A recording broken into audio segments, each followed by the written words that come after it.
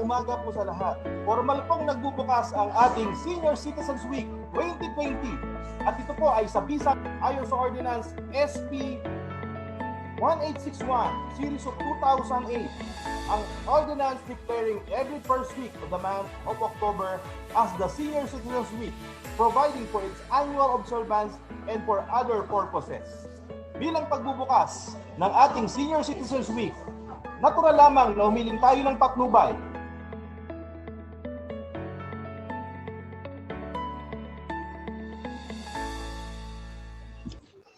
Let us bow our heads in the presence of the Lord.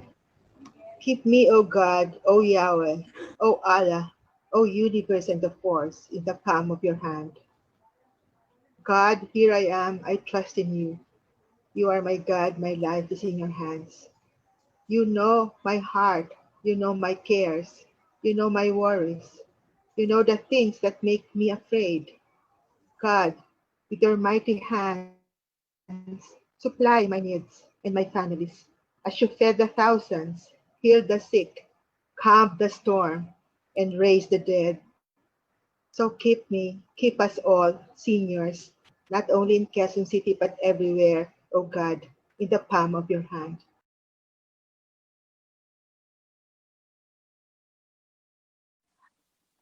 That is the title of my talk, Tips in Managing Senior Citizen Finances During the Pandemic. By the way, gusto ko lang highlight na ako ay nauna dahil nagkataon lang po sa scheduling. The other topics coming on Friday and on Monday and Tuesday are equally interesting. The second one will be on technology for lolos and lolas. That will be for tomorrow, Friday. The third one will be on well-being, emotional and mental well-being during the pandemic. That will be on Monday. And then there's a fourth speaker on keeping healthy. Okay, saganang-sagana. Medyo complicated ho ito. Mahirap kayang mahirap magbilang ng pera. Mahirap mag-inventaryo ng asset. Mahirap yung magbayad ka ng taxes every year. Mahirap magpa-register ng napakaraming kotse. Okay, so, ang hinahangad ho natin ay nasa sakto tayo. Okay? And one thing is for sure, where we are now, whether we are abundant or sakto lamang, or kapos na kapos, is a function of our past actions and decisions. What I'm saying is, hindi tayo dumating sa sitwasyon nating ito ng aksidente. Nothing is by accident. Tayo po ay dumating sa sitwasyon natin dahil sa ginawa natin sa ating nakaraang mga taon ng buhay. So kung tayo po ay naging prudent at judicious, siguro ho andito tayo hanggang dito. Kung tayo ay naging reckless at naging pabaya sa ating finances, dito ho tayo sa continuum na ito. Okay, and I'd like to make a parallelism. Yun hong kanta ni, tawag dito, ni Maria sa Sound of Music. Nothing comes from nothing, nothing ever would, and somewhere in my youth or childhood, I must have done something good. Kung kayo ay may ginawang mahusay at ayos, siguro handito tayo sa continuum na ito. Okay, let me show you a slide on financial concerns at different stages. Let me show you slide number 2, the financial concern at different stages. Dan, can we have it? Okay. We divided our age, and at 0 to 10, we have financial concerns, all right. Pero at that age, wala pa po tayong konsepto ng pera. At 11 to 20, ang concern natin is makabili ng gusto natin. Yung makapagbihis, makapagdamit, baka maganda ang ating suot sa school, so on so forth. At 21 to 30, nagsisimula na tayong magtrabaho nito. Or nagsisimula na tayo ng pamilya. In other words, we're starting to have wings to fly. So we are starting a career or a business. At 31 to 40, ito ang unang-una.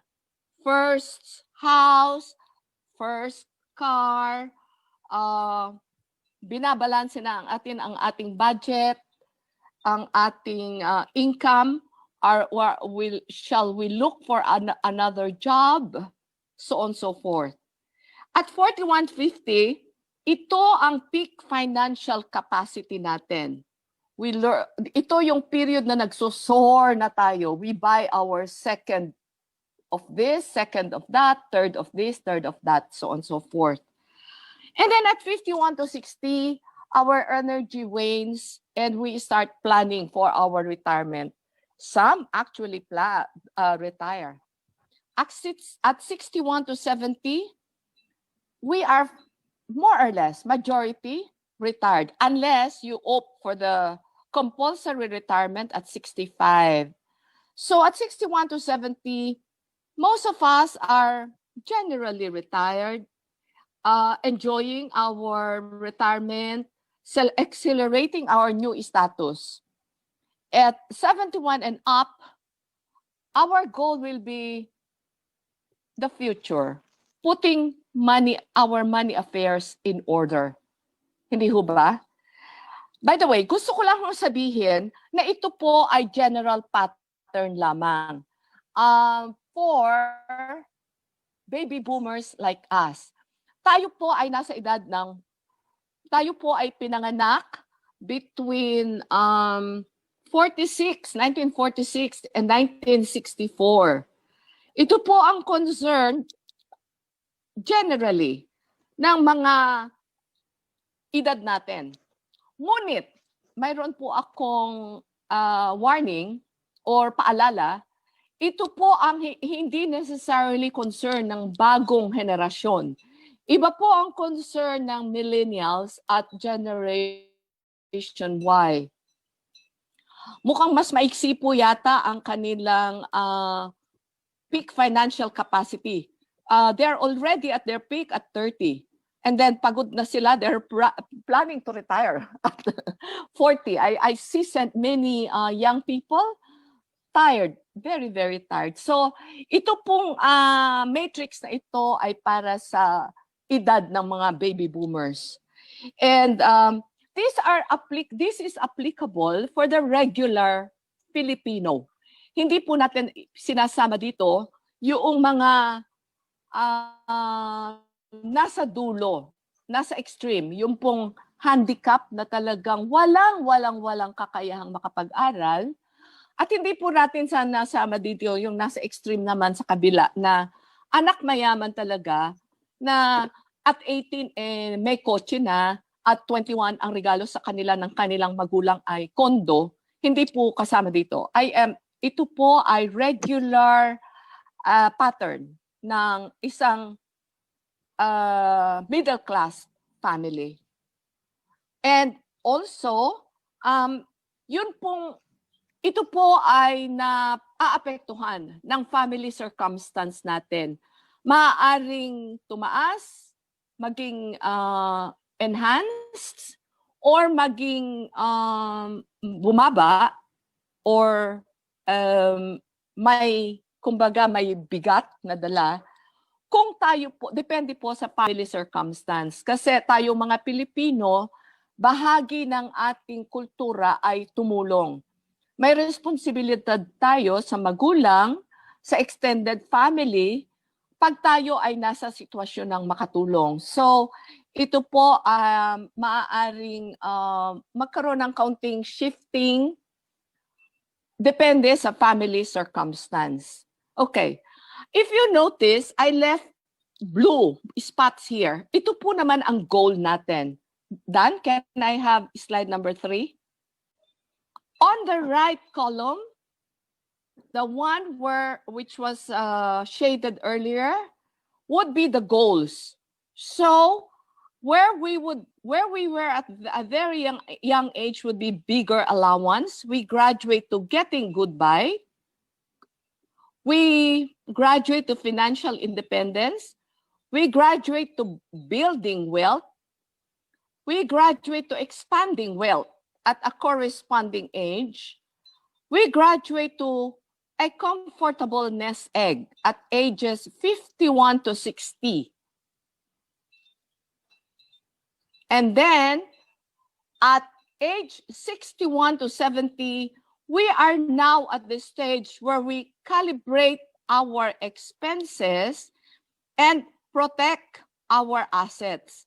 Handito na tayo sa stage na gusto natin huwag masyadong ma-erode itong ating nest egg.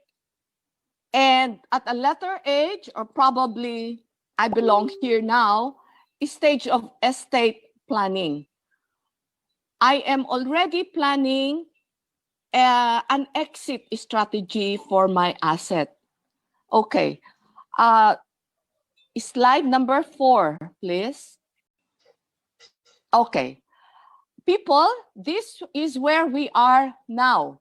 This is still part of the matrix I showed earlier, but I just highlighted it. And whether you like it or not, we are here. We are retired, exonerated at new status, enjoying our senior citizen card. We are calibrating and protecting our asset. And later on, we are putting our money affairs in order, or estate planning. The last thing we want to do is to be poor at this age, right? Okay. However, please try to recall the stick I was holding earlier. Kung tayo ay wala sa sitwasyon na mayroon tayong nest egg or asset na pinagkukuhanan at ginagasta, probably mayroon tayong nagawa. So can we have the next slide, Dan? Slide number 5. There, very good. Slide number 5. This is a brief overview of our finance. Ito po yung tatlong movement lang ng pera. Yung dumating, income, yung expenses, yung umalis, at yung natira savings. Ito lang po yun.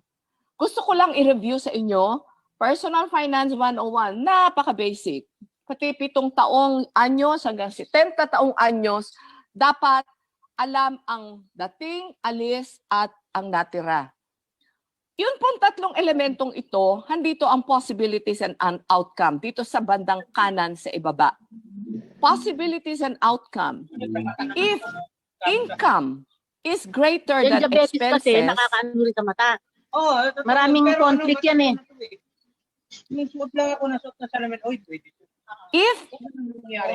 If income is greater than expense, then mayroon tayong savings. At ito ang ideal situation.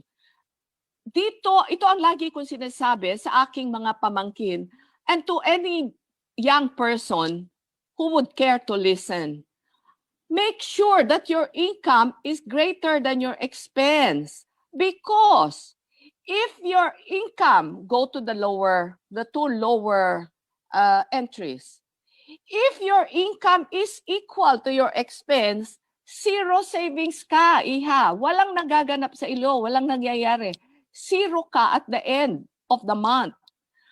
And this is even worse, if your income is less than your expense, then you are on deficit spending. Hindi ba? Kung baga, kulang at kulang din.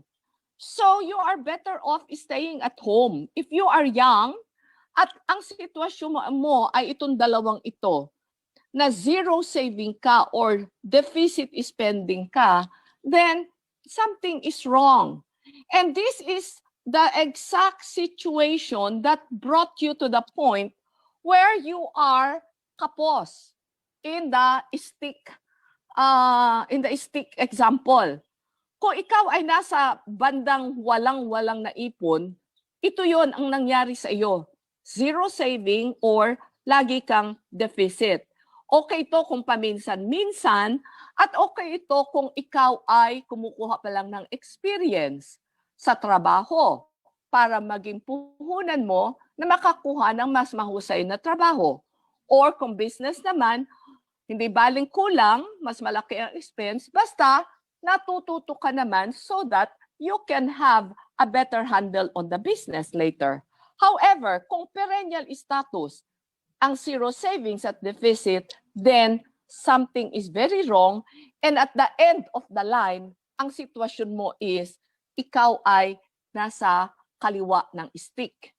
Okay. Can we have slide number 6? Ano ang nangyari? Ipapakita ko sa inyo ang mga money vampires. Remember, there are blood vampire, yung mga nagsasak ng dugo, at mayroon ding mga time vampire. Yun namang kumukuha ng inyong oras nang hindi ninyo alam.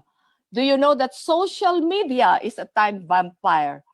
Netflix is a time vampire. Kasi po, time is also a resource. Time is more important pa nga ng pera eh. So kung ang time ninyo ay kinakain ng vampira, hey, think again. Anyhow, mababalik na tayo sa ating topic. Ang mga money vampires po ay ang mga sumusunod na hindi natin napapansin or hindi tayo aware. Kung tayo ay mga 60 at 70 na, naganap na, minimal na lamang ang change sa atin. Ngunit siguro po makakatulong kung i-remind niyo ang inyong mga anak at mga tao younger people who would care to listen. Ito ang mga itsura ng imprudent spending.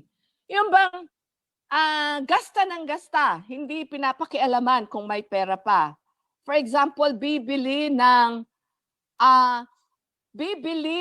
latest model ng cellphone. Kung ano ang bago, yun ang bibilhin. Yung bisyo, this can be any kind of addiction. And I would be very sad if it is about drugs, because the drugs will not only get your money, but also your whole being. Medical or hospitalization bills are money vampires. Accident, lalo na kung yung aksidente talaga na recklessness, these are money vampires. Vanity and luxury items, yung bang mahilig sa branded items. It has to be a Louis Vuitton. It has to be an iPhone. Impulse buying, yung bang may makita, bibilin agad, hindi iisipin, and then charge sa credit card. Scam, pag na-scam. And I'd like to point out na tayo pong mga senior citizen, napaka-vulnerable.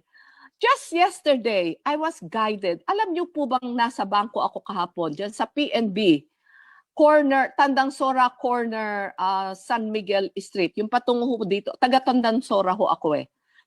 So yung PNB, kahapon, may giroon akong transaksyon sa teller. Siguro yung teller, ewan ko, siguro may anghel, my guardian angels was active yesterday. Suddenly, biglang sinabi ng teller, "Ma'am, mag-ingat po kayo." Bakit? "Ma'am, may na-scam po. Last week lang po." Ala? Paano nangyari? "Ma'am, kaya ko po naalala, katipo niyo po." Gusto ko nga itanong, ano ibig mo sabihin ng katipo ko? "Ma'am, ganito po. Pumunta po dito, may kasama po. Tapos, nag-withdraw po ng 300,000. Tinatanong ko siya, kliyente po namin. Mayroon po siyang malaking pera sa savings account niya. May passbook pa nga ho eh. Sabi ko po sa kanya, "Ma'am, saan niyo po gagawin?" Ay, masaya po siya. "Is show money lang ito. Meron akong maliit na business. Show money lang ito." And so, hindi na po ako nakialam. Mayroon po siyang kasama, pero wala naman po akong napansin na naiiba dahil kaedad naman po niya yung kasama niya, tsaka parang kaibigan niya. Maya-maya po, that same day, 4 o'clock, bago po magsara yung bangko, dumarating po yung anak. Kasama po yung matanda, umiiyak yung matanda. Na-scam pala. Bakit? Paano nangyari? Umuwi daw sa bahay yung matanda. Ako naman all throughout what was playing in my mind is just kontingin pala ng batang ito sa akin matanda. Ang tawag niya sa akin, kare-refer niya siguro matanda. So, kasama daw yung matanda ng anak, helpless na yung anak kasi alam niya na talagang nag-withdraw, legal yung pag-withdraw. Ang nagawa nila, pinakita nila yung video. Ngunit, the unfortunate thing is, naka-mask, face mask yung kasama nung matanda. Ang istorya was, nakipagkilala lang yung babaeng scammer sa matanda earlier. Tapos, baka na-hypnotize, basta ang sabi daw is, diyan ako nagtatrabaho, kailangan lang namin ng show money, bibigyan kita ng 10%. So, 300,000, magiging 330,000 agad yung pera mo. Agad-agad naman daw, ibinigay yung pera. Pagkatapos ng show money, may pinakitaan daw ng pera. Umuwi pa raw yung matanda, sabi daw sa anak, anak, malaki ang perang kinita ko ngayon. Tapos binuksan nila yung bag na binigay nung babae, ang nandoon puro papel. So, what I'm saying is, siguro na-guide ako to tell this to us, to you. And also to be careful. Sabi nung teller nga, ma'am, ingat po kayo, katipon niyo po yung naloko. So anyhow, the number 8, money vampire is waste. Tapos, charges. Hindi ho natin napapansin yung ating mga binabayad na sinisingil tayo sa interest rate. Sinisingil tayo ng penalty for late payment. Service charges. For example, pag nag-withdraw kayo ng ATM sa hindi ninyo bangko, you are charged, service charge. So kung meron rin lang ho namang malapit-lapit na pera ninyo, na bangko ninyo ng ATM, iwasan na natin yung mga maliliit na charges. So these are money vampires which could erode your money, the money that you're holding now. Okay. I am supposed to show you a little film, but I will dispense with this kasi late na tayo nag-start. Can we have the next slide, please? Itutuloy-tuloy ko na. Ito sana yung movie na Piper, but let us see mamaya. Napakagandang pelikula nito. This is a 3-minute film na nanalo ng Oscar. And sabi daw, this took 3 years to prepare. And this is really beautiful. Kaya lang kulang po ng oras. Babalikan natin kung may time po tayo. Slide number 8.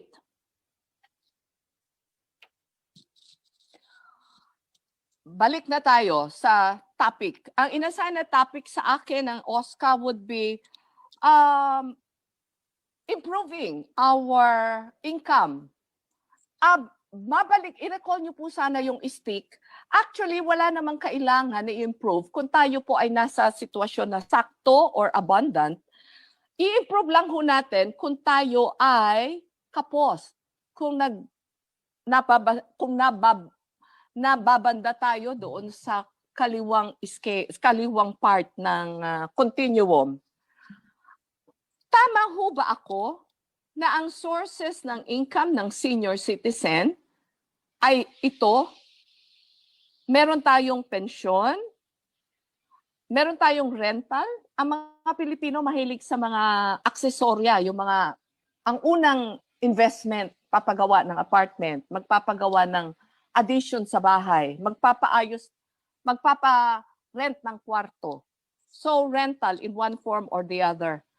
Dividend earnings, ito po ay kung mayroon tayong placement sa bangko, sa Pag-ibig. By the way, on the side, yung pong MP2 ng Pag-ibig is a very safe investment. So if you have some money, you endorse it to Pag-ibig. Interest earning, ito po ay pera na placement sa bangko at financial institution. Either savings account, or trust fund, or money market placement, so on and so forth, which your bank can tell you about. And then the other source would be regular allowance from quote-unquote Santa Claus. Every one of us has a Santa Claus, meaning probably a rich relative or an inaanak or a pamangkin or anyone.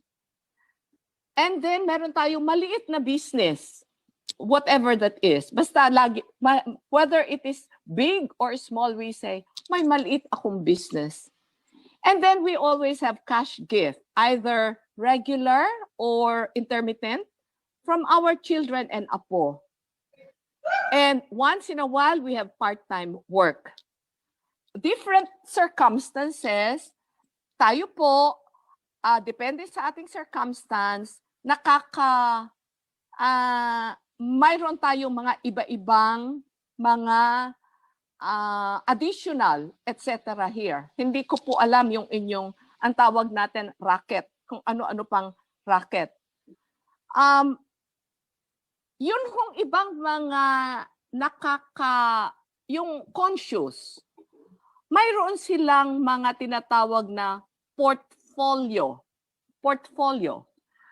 of doon sa portfolio, mag-imagine ho kayo ng pie, bilog na pie, and then hiwa-hiwain ho ninyo yun.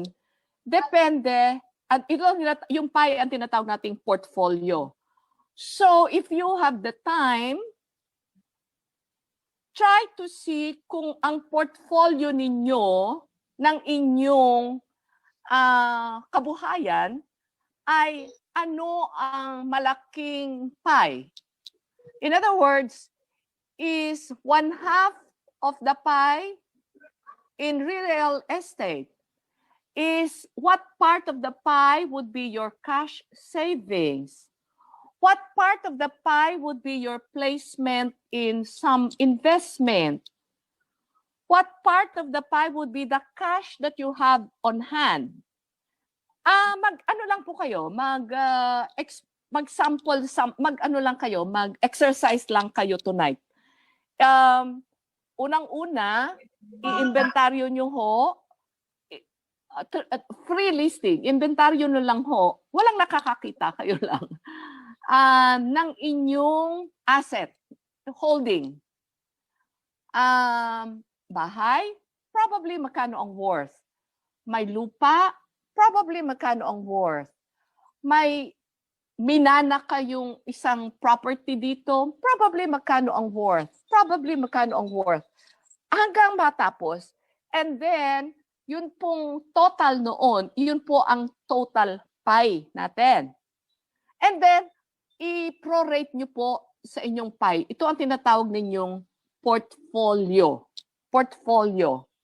And this would change. This would change. At ito po ang sinasabi natin na goal noong asset building.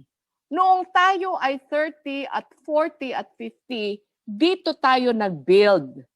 Nag-build tayo ng pension, nilakihan natin ang ating pension. Sa Amerika, pwedeng lumaki yung pension eh. Dito sa atin, fix ito eh. Although, sa national power noon, mayroon kaming provident plan. Yung aming provident plan allows us to set a certain deduction depending on our capacity, and then ito ay pwede naming, we can draw our separate pension plan from this fund. Itong dividend earning, ito po ay hindi lamang sa mga placement, ito po ay sa stocks. I do not know if you play the stocks. Ako po kasi ito ang isa sa aking portfolio eh. Mahilig akong bumili ng stocks basta ako ay may pera. And right now, the dividend earnings I am getting from my stocks are comfortable. Natutuwa ako na ako ay nakapaglagay noong bata-bata pa ako sa mga stocks because nagbibigay po sila ng dividendo na regular. Lalo na po ang Meralco. Ang Meralco po, napakasipag magbigay ng dividend earning twice a year. Mula nang malagay si Mr. Manny Pangilinan.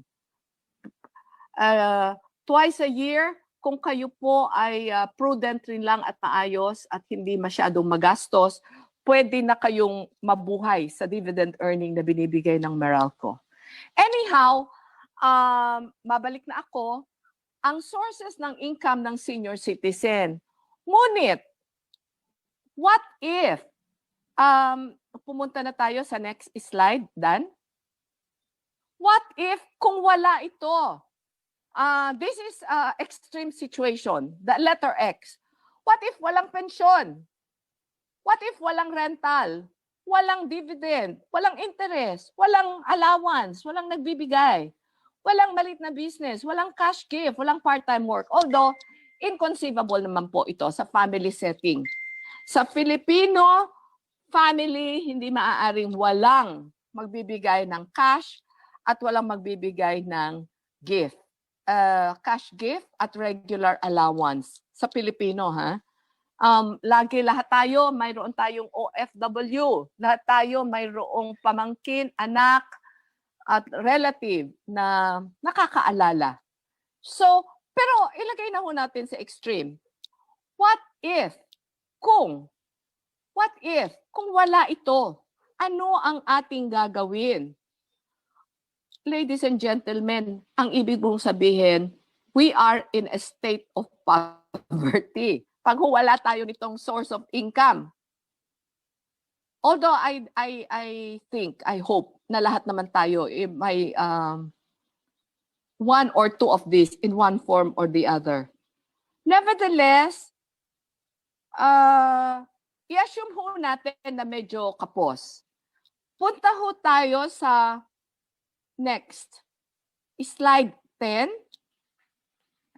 Surviving the pandemic. Surviving the pandemic. Ito hong pandemic, no one expected it, na-upend ang ating buhay. Yung dating may trabaho na wala ng trabaho. Yung dating activities natin, lumalabas ng bahay, hindi na tayo makalabas ng bahay. Apektado po. Hindi na tayo makapunta sa bangko as much as possible. By the way, ako po personally, natuto na ako mag-online banking. Whereas before, I used to be averse of this. And then, I realized I was exposing myself to risks physically to COVID. And so I learned over 2 weeks, very painful 2 weeks to do online. And so right now, still, painfully, I am doing online. But hopefully, malaking tulong. By the way, online will not increase your money in the bank. It will just only make banking convenient for you. Okay. Surviving the pandemic, assuming talaga na nasa poverty level tayo, assuming talagang walang dumarating. Oh, by the way, iba naman po ang epekto ng pandemic sa akin. Ang napansin ko po, ito ay matter of fact, hindi ako nagyayabang, mukhang nabawasan ang aking expenses ng pandemic. Medyo, hindi, ibig sabihin, maayos po ang epekto sa akin. Nawala na po kasi yung mga expenses ko ng paglabas-labas. Wala na yung mga lunch out, wala na yung mga pagbili-bili ng mga kung ano-ano, wala na yung gasoline, expense, wala na. So, medyo po hindi mas kakaunti ang gastos ko. So, if at all, positive ang effect sa aking cash flow ng pandemic. And I do not know about you.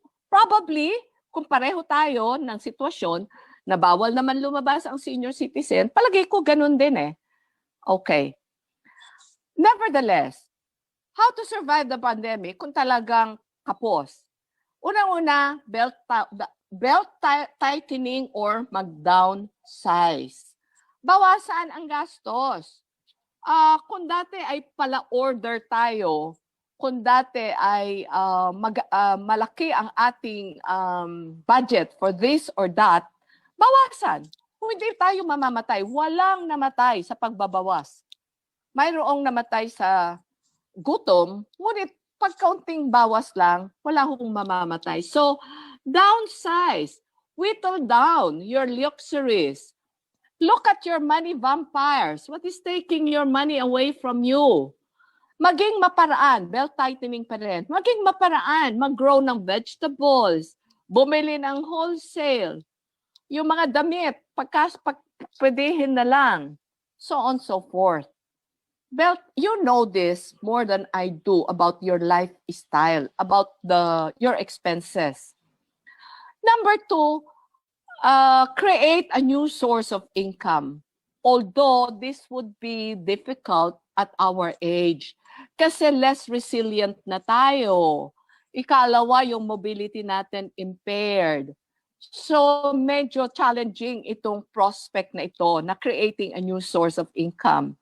Nevertheless, kung talagang wala, get a job.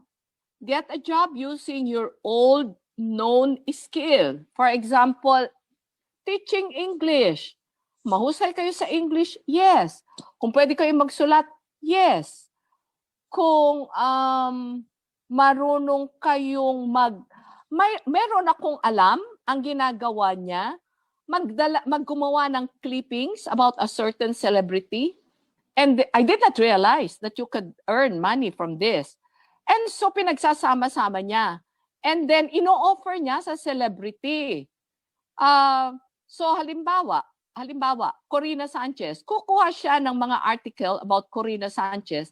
And then magpapadala siya ng a little sample kay Corina. Ma'am, I have 100 or so many number of materials about you from magazines and from websites.